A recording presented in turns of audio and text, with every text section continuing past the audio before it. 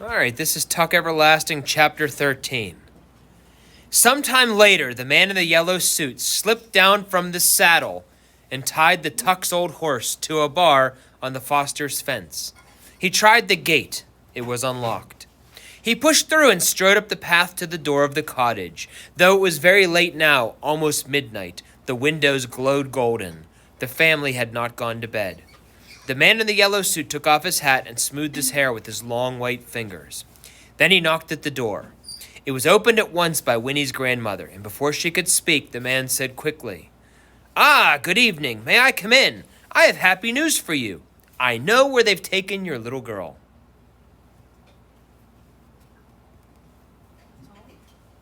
Chapter 14. There had been nothing for the Tucks to do but go to bed. It was too dark now to go out looking for the horse thief anyways, and they had no idea when he had done his thieving or which way he had gone.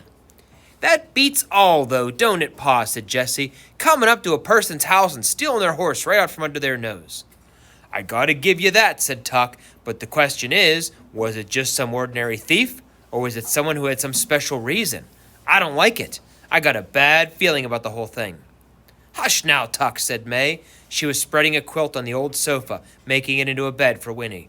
"You're too much of a worrier. There's nothing we can do about it now, so there's no sense in fussing. You got no reason to think there's anything peculiar about it anyways. Come on, we'll get a good night's sleep and figure it out in the morning when we're fresh. Boys, you up and go and don't get to talking. You'll keep us awake. Winnie, child, you'll bed down too. You'll sleep first rate on this sofa here." But Winnie did not sleep at all, not for a long, long time. The cushions of the sofa were remarkably lumpy and smelled like old newspapers, and the chair pad May had given her for a pillow was thin and hard and rough under her cheek.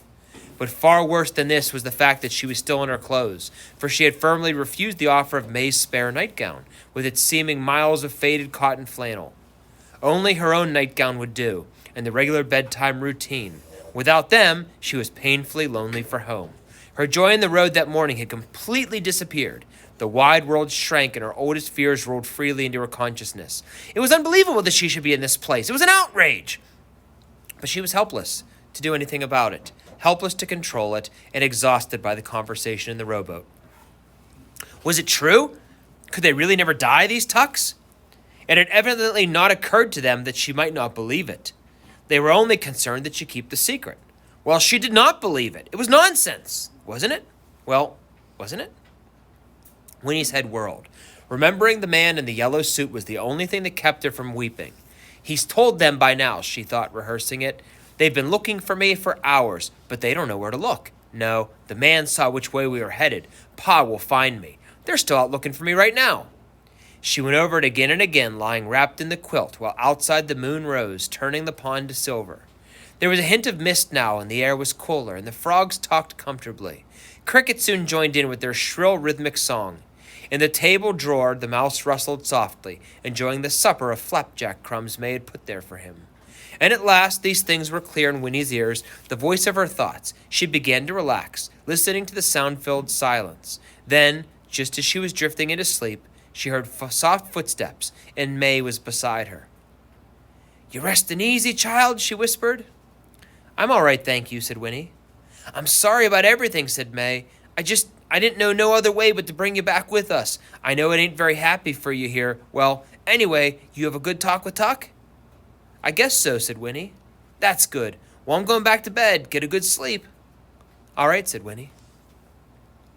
But still May lingered. "We've been alone so long," she said at last. "I guess we don't know how to do with visitors. But still and all, it's a good feeling you being here with us. I wish you was ours." She put out an awkward hand and then touched Winnie's hair. "Well," she said, "good night." "Good night," said Winnie. Tuck came to a little later to peer down at her anxiously. He was wearing a long white nightshirt and his hair was rumpled. "Oh," he said, "you still awake? Everything all right?" "Yes," said Winnie.